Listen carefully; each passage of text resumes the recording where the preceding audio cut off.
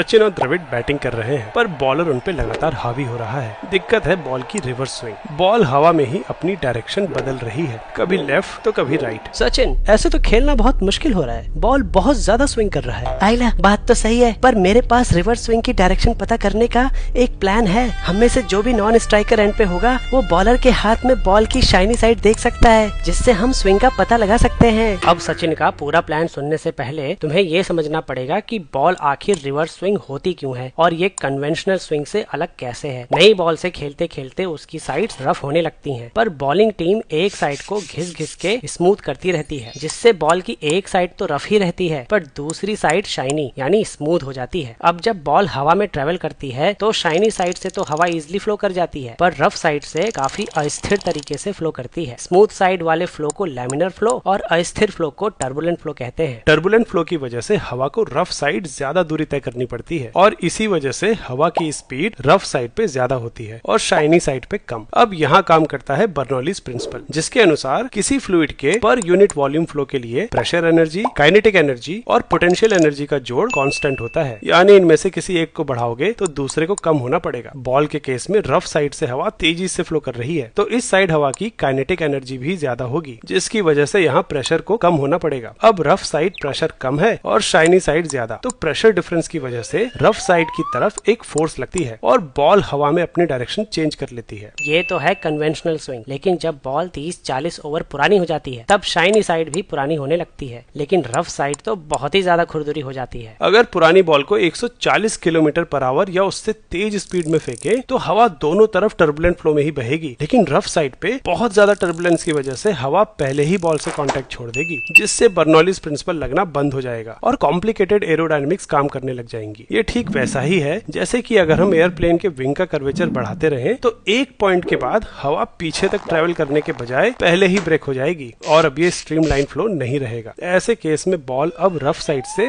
Shiny side की तरफ swing होने लगेगी। सचिन को भी पता है कि बॉल इतनी पुरानी हो चुकी है कि फास्ट बॉलर अब उसे रिवर्स स्विंग करा सकता है। अगर बॉलर के हाथ में बॉल की शाइनी साइड लेफ्ट में है तो नॉन स्ट्राइकर लेफ्ट हैंड में बैट पकड़ेगा और राइट साइड में है तो राइट हैंड में, जिससे बैट्समैन को पता चल जाएगा कि बॉल किस तरफ स्विंग होने वाली है। फिर क्या था, नॉन स्ट्राइकर बॉल देख के सिग्नल देता रहा और स्ट्राइकर बॉल को आराम से खेलता रहा और अपोजिशन टीम के पसीने छूटते रहे। लेट 1970s में पाकिस्तानी फास्ट बॉलर्स ने रिवर्स स्विंग को पहली बार डिस्कवर किया था और उन्होंने इसको एक ट्रेड सीक्रेट की तरह दुनिया से छुपा के रखा। 1992 के वर्ल्ड कप में पाकिस्तानी फास्ट बॉलर्स ने रिवर्स स्विंग का बखूबी इस्तेमाल किया और इसी रिवर्स स्विंग ने उनकी वर्ल्ड कप विन में अहम भूमिका अदा करी। अगर जेईई या नीट की तैयारी कर रहे हो तो फिजिक्स वाला के बैचेस चेकआउट करो, लिंक चैनल पेज पे है।